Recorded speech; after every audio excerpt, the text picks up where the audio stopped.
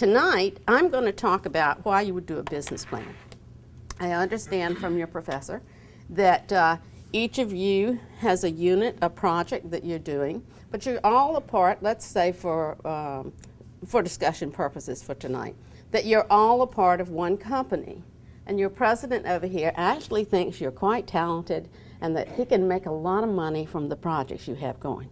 Okay, maybe it's fantasy, I see the smiles on your face, but we'll pretend tonight, okay?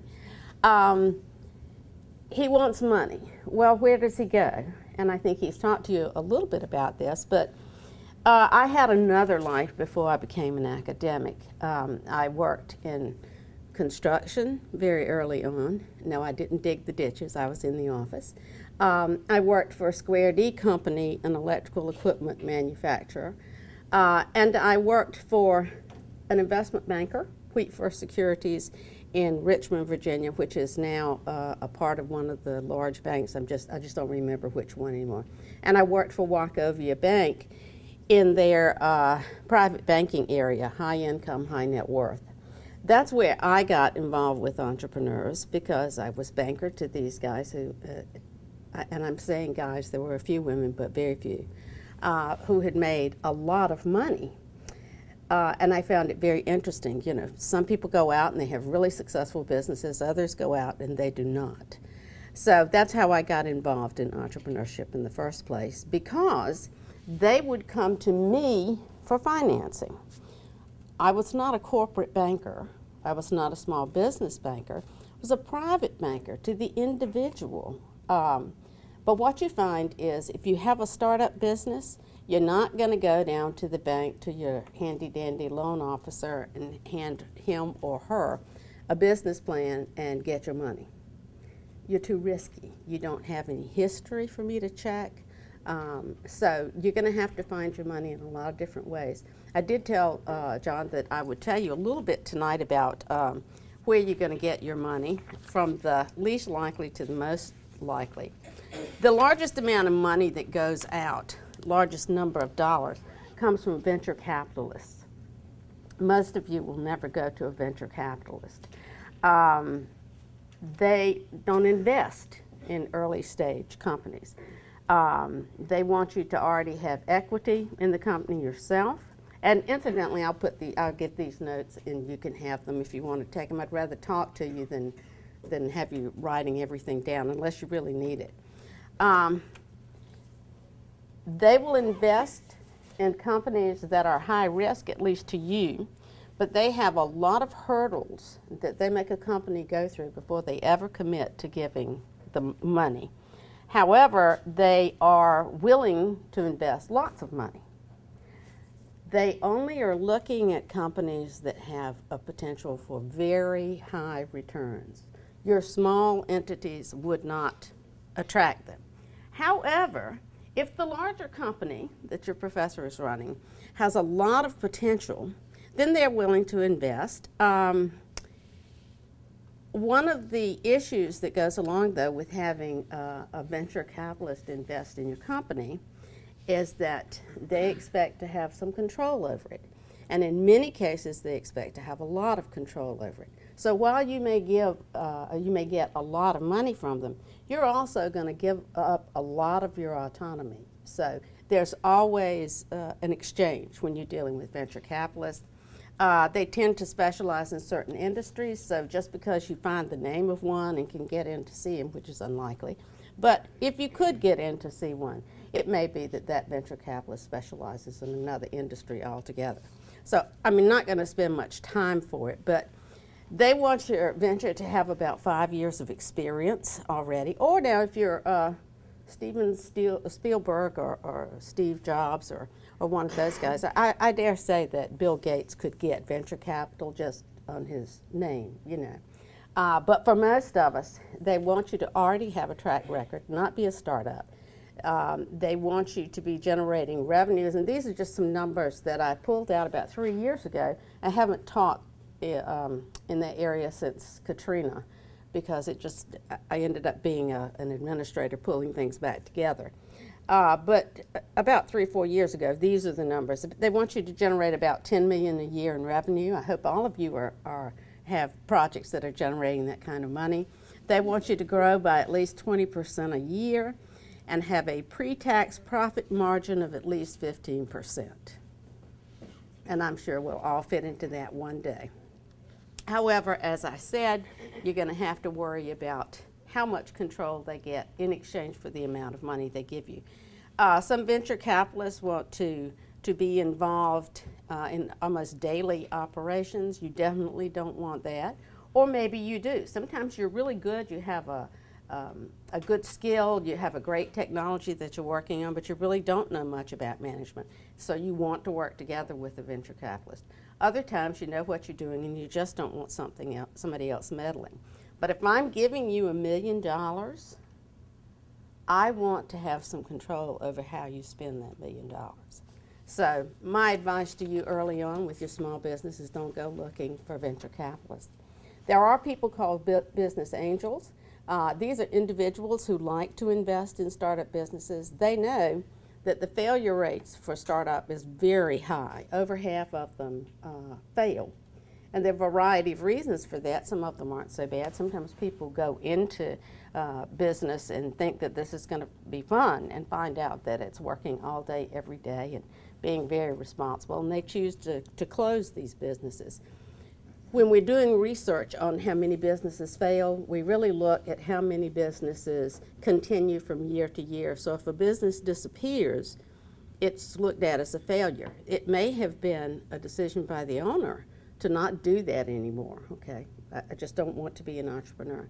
It may be that that business has been bought out by another company or has merged with another company. So it's really hard to get those kinds of figures. But the investors, the business angels, are willing to invest in some smaller firms. Typically what you get are groups of doctors or dentists or lawyers or people who have extra money around to invest. And even though new ventures are high risk, when one hits, I mean, the chances of making a lot of money is really good. So there you go. Now, that's just the introduction, because those are the areas you hear about these people on TV, and you can find lists of venture capitalist names. There are books that are printed with those people. But most of us don't really start businesses that way. We started with something called Bootstrap Financing, and that really is, I think, descriptive. Our personal savings. Most of you have enough personal savings to start your business? Me either. Okay. I always let my students pretend. I would give them $20,000 to start. Okay, let's pretend you have $20,000 in savings. Now go on. And one of the first things they found is that $20,000 isn't a lot of money when you're trying to start up a business. By the time you do rent and utilities and whatever changes you have to make in the building and whatever you have to buy product-wise to get started, and then there's marketing, my goodness, that's expensive. So they found that that $20,000 that I was such an angel to invest in their companies didn't go very far. And so they had to look for other places to find money. Please, maybe we should turn the camera off. Not really. I don't recommend that you do this, but many people do. They use credit cards. It gives them a way of handling cash flow problems. If you're making a product, you've got to pay up front for all your materials, and then you've got to make what you're making, then you've got to bill the customer, and then you've got to give the customer 30 days to pay. So there's a long time from the money that you put in until you collect. So there's a cash flow problem. You have money out, but you don't have money in yet. And one way that some people use is credit cards to carry them through. Now, I don't recommend it because the interest rate on credit cards is astronomical. It is a really poor way to finance business. But in reality, I mean, we all know what the books say, but in reality, a lot of people do use credit cards. And for many years, they used personal credit cards, but now there are small business credit cards that are available, so some of them have those. But I just want to make sure, even though it's on film, I'm not recommending that. Second mortgages have been a way, equity loans. A lot of people who own homes go in, and it's usually your largest asset, And so you're able to get more money because you've been paying on your home, particularly if you've owned it for a few years. So that is a way to pull out money to get started. One of the problems with that is your wife or husband, whoever, may not be very happy if in fact you start your business and you use the equity in the house to get it going, and it is not a successful business. Then we got real problems at home. So think carefully before you do it, and make sure that you got cooperation there. Sometimes you can get extended terms from suppliers. If you're making a product and you know you're not going to be able to sell this product until 3 months down the road, sometimes you can get extended terms from suppliers. Usually you aren't able to do that unless you have a prior relationship with them. If I've worked with Home Depot for many years and I've worked with suppliers to that company, and I decide to go out and start a business of my own, I may be able to take that relationship that I have had with Home Depot with me and have those suppliers work with me and give me extended terms. That's actually what happened to Bernie Marcus, who is one of the founders of Home Depot. He had been working with Handy Dan, a company we don't hear anything about anymore. It was a part of Dalen Company, I think. But he had been working with that company, and he had built relationships with the suppliers there.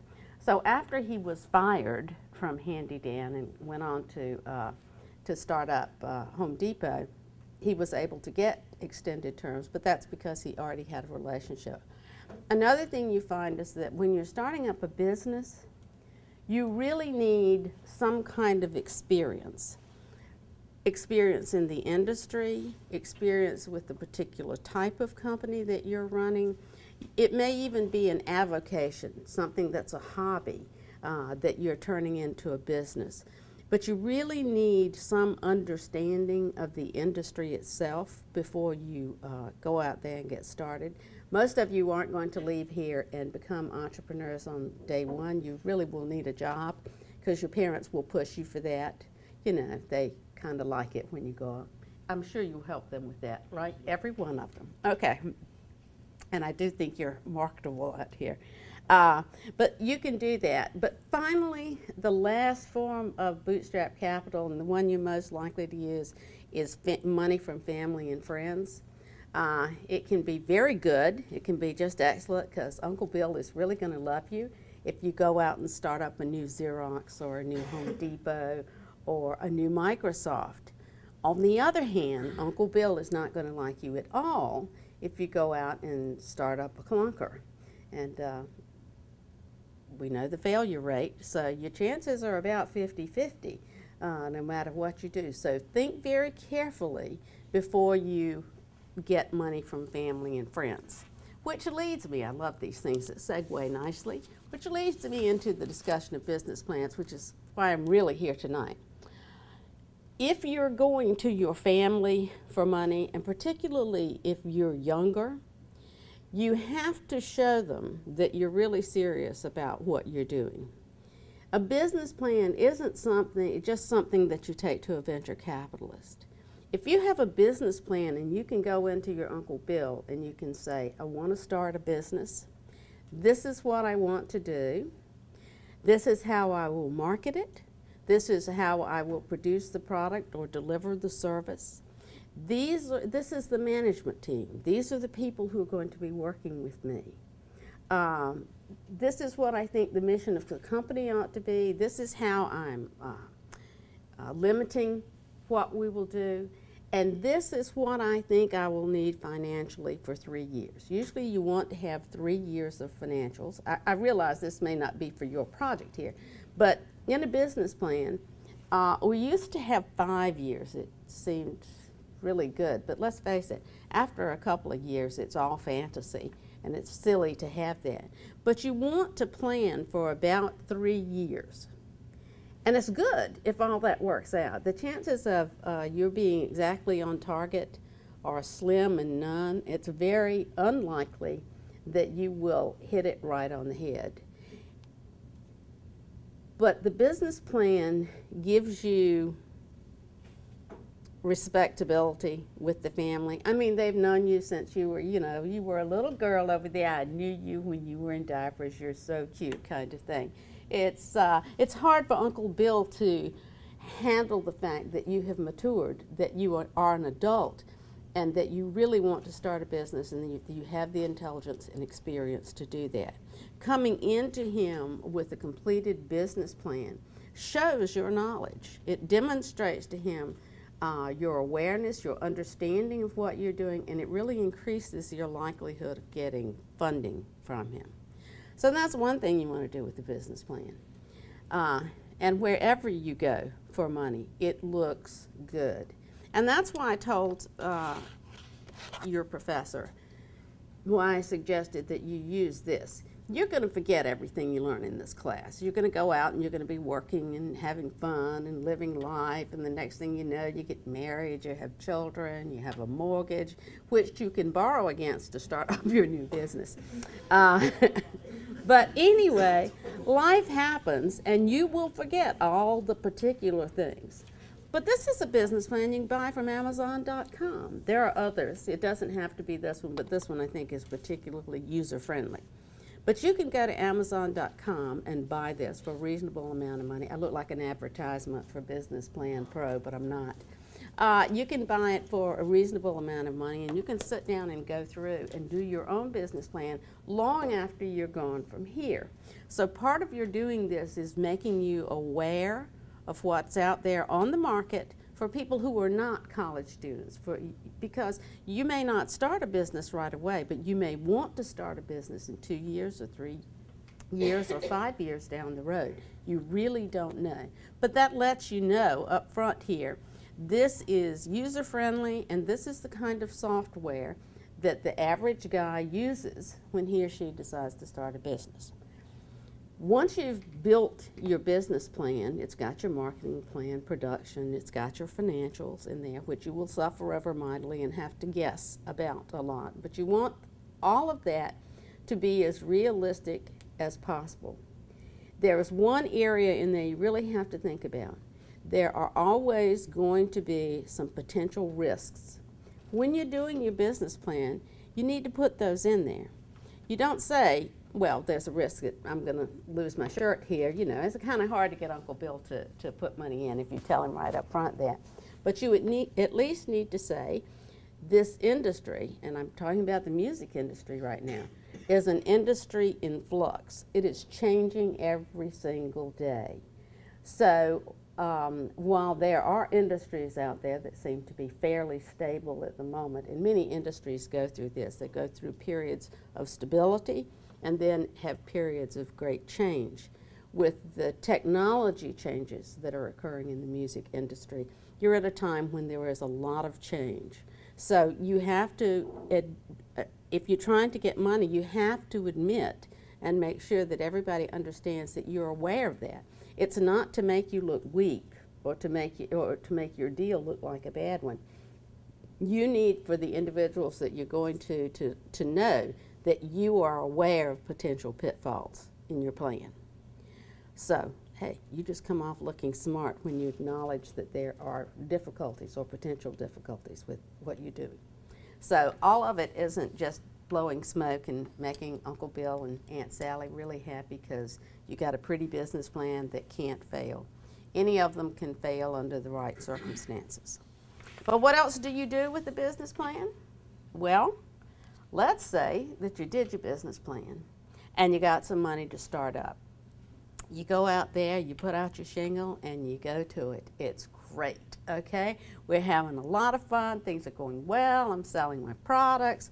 Oops, I could sell some more, but I don't have some more. Okay, I've got a problem over here in production. I wasn't producing enough. I didn't know how high the demand would be.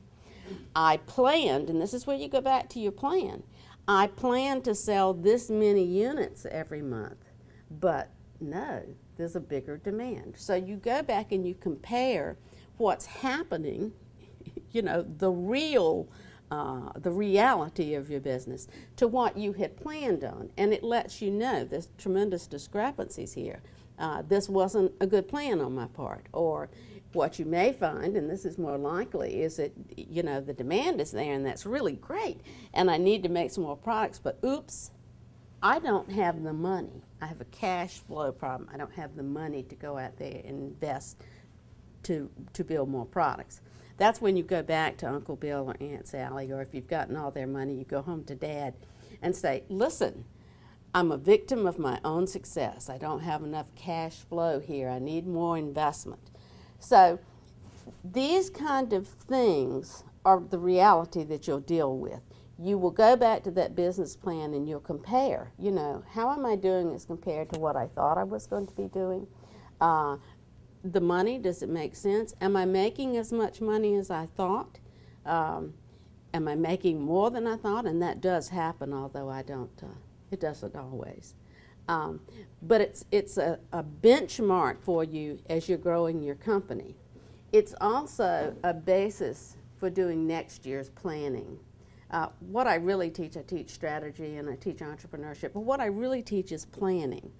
A plan is never perfect. It has to be flexible. I mean, we'll put down all the numbers and we'll put down what we're going to produce and how we're going to market and so forth. But it's never, or rarely ever, I never say never because I always get caught in that. It is a very unusual thing for life to be exactly like the way that you planned it. I mean, we know that from our personal lives. And so what we'll do is we'll go back at the end of the first year. I've either done better than I planned, I've done worse than I planned, or I've done different than I planned. Sometimes what happens is you go into business and you're going to do, I have students who have left here and who've gone into business. I had one student who was going into business. He was doing some work with flooring. He was putting in coating. This is a good area with all the restaurants and food service places that we have. Putting in coatings on commercial floors that were non-slip, that would keep restaurant personnel and people who are working in kitchens and places like that, keep from having accidents in there. Anyway, it was a good product, and he did pretty well with that. He's a born entrepreneur, though. He keeps his eyes open all the time. And so while he did that, he also got into doing some flooring, some laying tile, and he says, oh, you know, Dr. J, that's not too hard. Well, he also got married, and he had a baby, and then he had another baby, and somewhere along the line, Katrina happened, and his skills were in demand, and he found that just doing flooring wasn't enough, and pretty soon he was buying older houses that had been flooded and rehabbing them, and turns out he has a real talent for that.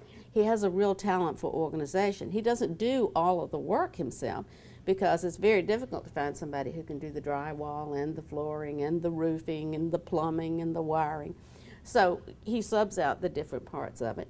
But he's doing very well, and he continues to have more babies. I told him, I said, Ron, you know, at some point here, you're either going to have to keep growing this business a lot, or... But if you stop and look at it, his business plan was for doing that coating on floors. And he is in a totally different business now. He's rehabbing houses. A business plan allows you to look back and say, yes, this is what I wanted to do, and I'm really sorry that I've gone so far afield. Or, yes, this is what I thought I wanted to do, but life has happened to me. And I find that there are real opportunities, and so I'm going to stick to the rehab maybe for the next 10 years. It'll be a long time before New Orleans is up to snuff again, shall we say. So the rehab opportunities are big. It wasn't what he started out to do.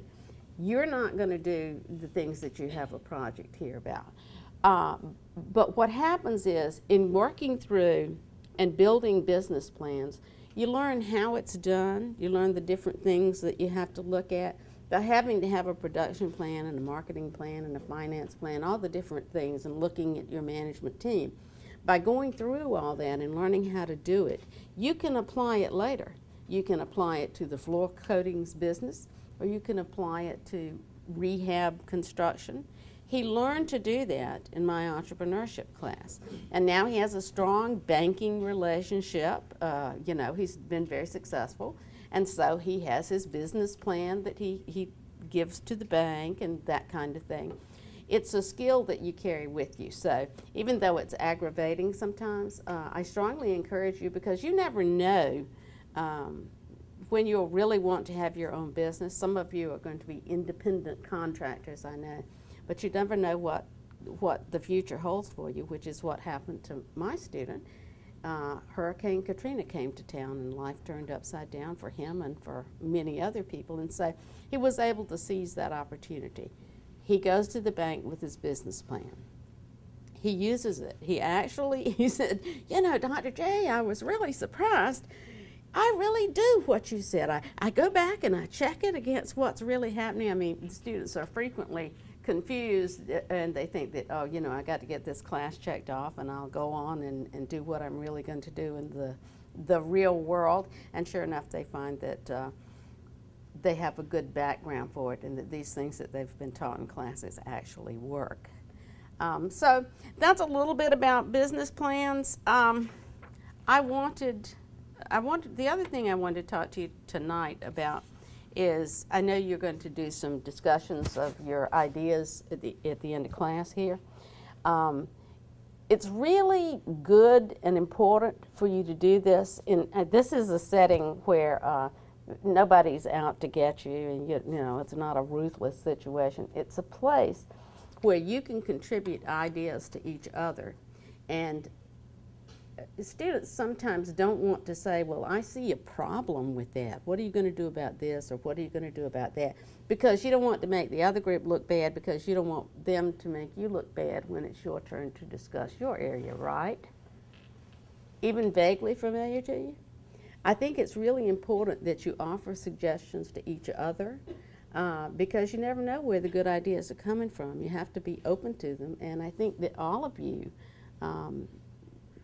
you're pretty smart. I mean, you've reached this point in your careers. The people who couldn't do it dropped out, or were let out. The people who didn't want to do it went away. So you're the people who've had the discipline to stick with everything. You're here now and you're coming to the end of your college careers. You're the cream of the crop. And you're going to go out there and make a difference. So I know about business planning and I know about banking. You have questions? How do you go to a bank and ask them for money, and what's the limits of bank? You can ask for millions of dollars if you have 4 things. Let's make sure I remember them all. Character, okay. You've lived in the community a long period of time. People know you, that kind of thing. We're looking to see, you know, if you're a convicted felon, your chances of getting bank money are a little less. If you have good credit, if you come to me and you want to borrow money, I'm going to run a credit report on you and see, do you pay your bills or not? Have you just declared bankruptcy? If you've declared bankruptcy, I'm not going to give you any money for at least 7 years. That doesn't go off your credit report for 7 years. So do you have good credit? Character, credit, collateral, and this is where I find that young people are at a disadvantage. I'm going to want something in return. It's like buying a car. When you go and buy a car, they'll finance your car, because if you don't pay, they're going to go back and get the car. But as a banker, I'm not going to use sheep as collateral, although I did once finance a herd of beef. It was all right. It was fine. The guy was an investment banker, and I was more than happy to finance his herd because I used his stock as collateral for that loan. So if his cows had died on the hoof, you know, I was going to cash in his stock. We want you to have something. If you come to a bank for money, they want you to have something. Now, if you have a trust fund, I will certainly entertain that. If you own a seat on the New York Stock Exchange, one of my customers owned 2 seats on the exchange, I will finance that, although it will take me a little while to figure out how much one of the seats on the stock exchange is worth. It's more likely that you'll have a car, or that you'll have a home, or something like that you'll use as collateral. And what that means is if you don't pay back the loan, I can go and seize whatever you have pledged. I did have to do a margin call once. I had a customer who worked with a very large insuring company, and his stock was collateral for his letter of credit to them. And the market crashed, and I had to go in and explain to him that the worth of his stock was not equal to what he had to maintain for that loan, and he had to give me more. Actually, I took his personal life insurance, but that's a life of a banker and why I became an academic. Okay, you know. So as bankers, we don't like to finance restaurants. If you're the Brennans, if you're a group that's had long experience in that area, and you can show a track record, I may be willing to talk to you about that. But restaurants tend to be stylish, cyclical. You know, we like Vietnamese food this year, and the next year we like that great paninis. I had paninis for lunch. Great, they're really hot right now. So they're kind of stylish in a way. So that's one thing, and they go under very quickly. The other thing we don't finance is livestock or anything that has to be fed. Because even, well, it's true. If I take back your herd of cattle, I've got to find a place to keep them. I've got to feed them. I mean, you know, it's a while before I sell them. I'm losing money on that deal. So you'll find there are some things that bankers just don't want to do. Okay, we got credit, character, collateral, and I can't remember the other thing. But if I think of it while I'm answering questions, I will. So basically, you like to invest in capital that doesn't depreciate. That's pretty much what you're. If you're using the investment itself as the collateral. Yeah. I want something solid that I can take, and typically that I can get rid of quickly. If you pledge stock or bonds against a loan, you sign a power of attorney over to the bank so that if a loan comes due and you don't pay it, I can go ahead and negotiate your securities. Yes? So what would you suggest for a musical artist who may be just as trendy as a restaurant? Like, I mean, the Grammys were the other day. Let's use Amy Winehouse as an example. You know, her whole boat might sink tomorrow if she goes back to rehab and actually stays there. Yes. So if that whole trend falls through, what would you, like, if she were to come to you and say she wanted another loan or something like that, wanted you to invest before she comes out with another album, what would you say as far as that goes? Because it's not something that, you know, there's no real collateral that you can use that's like finite, concrete. Okay. As a banker, with her coming to me as an individual, I wouldn't touch her. Okay. I mean, and I'm giving you that answer. I'm no longer a banker. I'm giving you that answer as what I think is typical. On the other hand, you have someone here who really knows his stuff about the music industry. There are lots of places I would assume that Amy Winehouse could go for that. Yeah, I think that's. But as a banker, I'm not going to look at it that way. I will look at a company that she has signed with. You know, I'll have relationships with them, but as an individual, I'd have a problem.